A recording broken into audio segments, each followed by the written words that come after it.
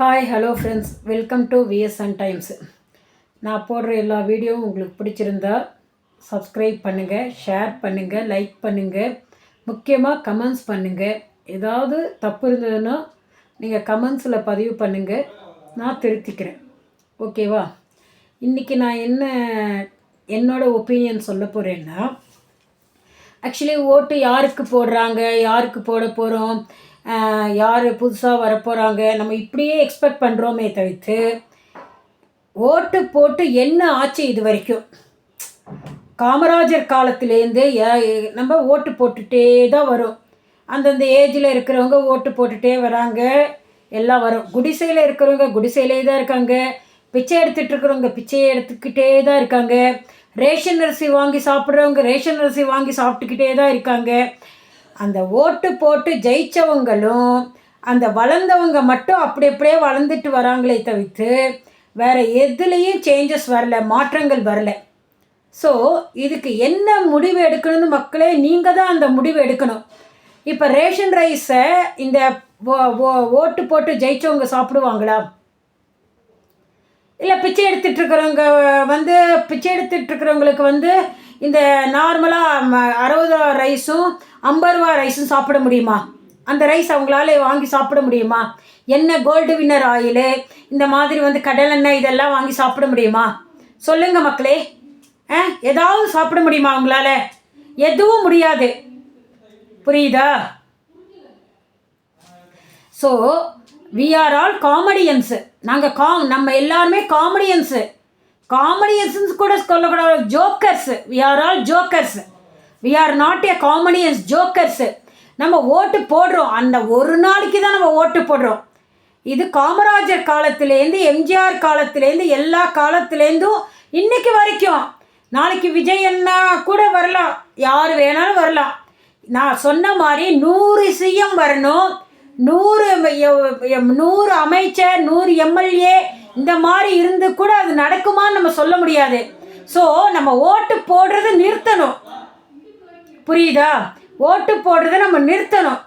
ஒரு வருஷம் ஃபுல்லாக இந்த 5 வருஷத்துக்கு அப்புறம் ஒரு தடவையாவது எந்த மக்களும் போய் ஓட்டு போடுறது நிறுத்தக்கூடாது. இதுக்கு நம்ம சாட்சி ப்ரூஃப் கேட்டுக்கணும். இந்த டைமாவது வந்தால் இந்த குடிசைகள்லாம் மாறுமா? குடிசைகளே இல்லாமல் இருக்குமா? இல்லை குடிசைகள் இல்லாமல் இருக்குமா? அந்த ரேஷன் அரிசி இல்லாமல் இருக்குமா? ரேஷன் ஃபர்ஸ்ட் ஆஃப் ஆல் எதுக்கு இருக்கணும்? எல்லாருக்கும் 60 ரூபா ரைஸே வாங்கி சாப்பிட்லாமே. ஏன் ரேஷன் அரிசி தான் நம்ம சாப்பிட்ணுமா? எல்லா ஜனங்களும் நல்லா 60 ரூபா 70 ரூபா அரிசி வாங்கி சாப்பிட்லாமே. ஏன் பாமாயில் தான் சாப்பிட்ணுமா?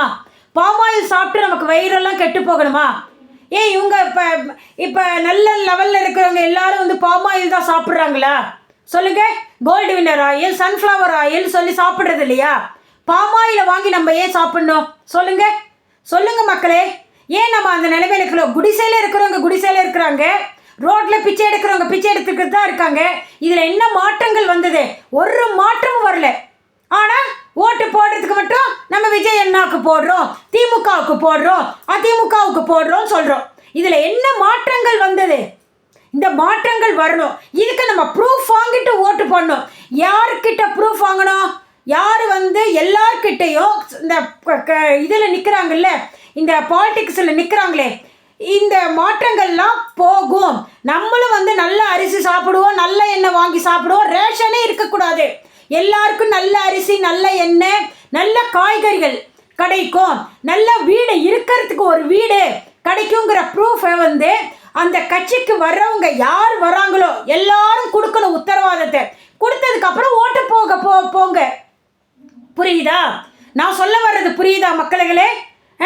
இந்த உத்தரவாதத்தை இந்த கட்சிகள்லாம் நிற்கிறாங்கல்ல, அவங்கள எல்லாரும் கொடுக்கணும். இந்த நீங்கள் ஓட்டு போட வந்தீங்கன்னா உங்களுக்கு எல்லாருக்கும் ரேஷன் அரிசி இல்லாமல் நல்ல அரிசி கிடைக்கும், நல்ல ஜீனி கிடைக்கும், பாமாயில் இல்லாமல் நல்ல எண்ணெய், gold winner oil, sunflower oil, தேங்காய் எண்ணெயில் சமைச்சு நீங்கள் சாப்பிட்லாம். பிச்சைக்காரங்களே இருக்க மாட்டாங்க, குடிசைகளே இருக்காது, தண்ணி பிரச்சனையே இருக்காது, இந்த சாக்கடைகள்லாம் மூடப்படும், எல்லாருக்கும் சொந்த வீடு கிடைக்கும். இந்த மாதிரி உத்தரவாதத்தை இந்த ஓட்டில் நிற்கிறவங்க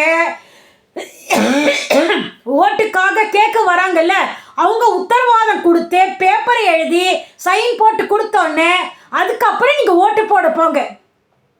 அப்போ உங்களுக்கு அந்த அந்த உத்தரவாதத்துக்கு ஆன்சர் அவங்க கொடுத்தாங்களா மட்டும் நீங்கள் ஓட்டு போடுங்க, இல்லைன்னா போடாதீங்க. ஏன்னா உங்களுக்கு அதோட அதுக்கு சொல்யூஷன் உங்களுக்கு கிடைக்கணும். இது வரைக்கும் கிடைச்சதா? வளர்ந்தவங்க வளர்ந்துக்கிட்டே இருக்காங்க, உங்களுக்கு கிடைக்கலையே. ரேஷனுக்கு போய் நின்று நம்ம ஏன் வாங்கணும்? மண்ணெண்ணெய் இன்னைக்கு வரைக்கும் கேஸில் எத்தனை பேர் மண்ணெண்ணெயில் சமைக்கிறவங்க இருக்காங்க? கேஸ் அடுப்பை விடுங்க, எத்தனை பேர் மண்ணெண்ணெய் அடுப்பில் மண்ணெண்ணெய்க்கு கூட கிடைக்காம நிற்கிறாங்க. ஏன் மண்ணெண்ணெய்? கேஸ் அடுப்பு எல்லார் வீட்லேயும் இருக்கா? இல்லையே. மினிமம் ஒரு கேஸ் அடுப்பு கூட இல்லை. ஆனால் வருஷம் 5 வருஷத்துக்கு ஒரு தடவை எலெக்ஷன் வருது, எல்லாம் வருது, ஓட்டும் போடுறீங்க, எல்லாம் பண்ணுறீங்க. இந்த அண்ணா வருவாங்க, அந்த அண்ணா வருவாங்க, இவங்க தான் வரணும், அவங்க தான் வரணும், இவங்க தான் வரணும் நம்ம சொல்கிறோம். நமக்கு என்ன கிடைக்குது? அதால ஒன்றுமே கிடைக்கலையே. அதையே யோசிக்க மாட்டேங்கிறீங்க மக்களுங்களே. கொஞ்சம் யோசிங்க, தயவு செய்து யோசிங்க. இது மனக்குமுறல்ல நான் இன்னைக்கு பேசுகிறேன். இந்த உத்தரவாதத்தை வாங்கிட்டு நீங்கள் ஓட்டு போடுங்க. ஓட்டு நிச்சயமாக போடணும். ஓட்டு போடுறதுங்கிறது நம்ம உரிமை. இதை தான் அண்ணா விஜய் அண்ணா அவங்க ஒரு படத்தில் சொல்லியிருக்காங்க. அந்த படம் பேர் கூட எனக்கு இப்போ மைண்டுக்கு வரல. அவர் அதுக்காக அமெரிக்காலேருந்து கிளம்பி வந்து ஓட்டு போட்டார். ஏன்னா ஓட்டு போட்டால் தான் நம்ம இந்த நாட்டோட உரிமைதாரர்களாக ஆகிறோம். பட் அந்த ஓட்டுக்கு அந்த உரிமையை நம்ம நிலைநாட்டுறதுக்கு எந்த ப்ரூஃபுமே கொடுக்க மாட்டேங்கிறாங்களே. அந்த ஒரு ப்ரூஃபை வாங்கிக்கிட்டு ஓட்டு போடுங்க மக்களுங்களே. தயவு செய்து இனிமேலாவது ஏமாறாமல் இருங்க. எத்தனை பேர் பிச்சை எடுத்துட்டு ரோட்டில் இருக்காங்க? எத்தனை பேர் அந்த மதுக்கடைகள் மூடப்பட்டதா? இல்லையே. மதுக்கடைகள் மூடுவாங்கன்னு காமராஜர் ஐயா காலத்திலேருந்து சொல்லிட்டு வராங்க, எம்ஜிஆர் ஐயா காலத்திலேருந்து சொல்லிட்டு வராங்க. இது வரைக்கும் மதுக்கடைகள் மூடப்படவில்லை. எத்தனை பேர் வந்தாலும் எதுவும் பண்ண முடியாது. ஏன்னா ஒரு சிஎம்மால எதுவும் பண்ண முடியாது. 100 சிஎம் இருக்கணும், 100 மந்திரி இருக்கணும், 100 எம்எல் அது இருந்தாலும் பத்தாது ஐயா. அவங்க ப்ரூஃப் கொடுக்கணும். இத்தனை பேருக்கும் வீடு கொடுக்குறோம், ஏன்னா லோ லெவலில் இருக்கிற பீப்புள்ஸ் எத்தனை பேருங்கிறது அவங்களுக்கு எப்படி தெரியும்? எத்தனை கிராமங்கள் இருக்கு, எத்தனை நகர்ப்புறங்கள் இருக்கு, எத்தனை ஜனங்கள் இருக்காங்க. ஸோ பார்த்து ஓட்டு போடுங்க. ஏதோ எனக்கு தெரிஞ்ச பதிவை நான் பதிவாக கொடுக்குறேன். இதில் எந்த தப்பு இருந்தாலும் மன்னிச்சிக்கோங்க மக்களே. எல்லா மக்களுங்களே உங்களுக்காக தான் சொல்கிறேன். எல்லாரும் ஓட்டு போடுங்க. ஓட்டு போடணும், ஓட்டு உரிமையை விடாதீங்க. பட் ப்ரூஃப் கேட்டு ஓட்டு போடுங்க. எப்படி நமக்கு பேங்க்கில் லோன் கொடுக்கணும்னா எவ்வளோ ப்ரூஃப் கேட்குறாங்க? சும்மாவா நமக்கு லோன் கொடுக்குறாங்க சொல்லுங்கள்? அந்த ஆதார் கார்டு கொடுக்கணும், பேன் கார்டு கொடுக்கணும். ஒரு மனுஷனுக்கு ஒரு லோன் கொடுக்கறதுக்கு 10,000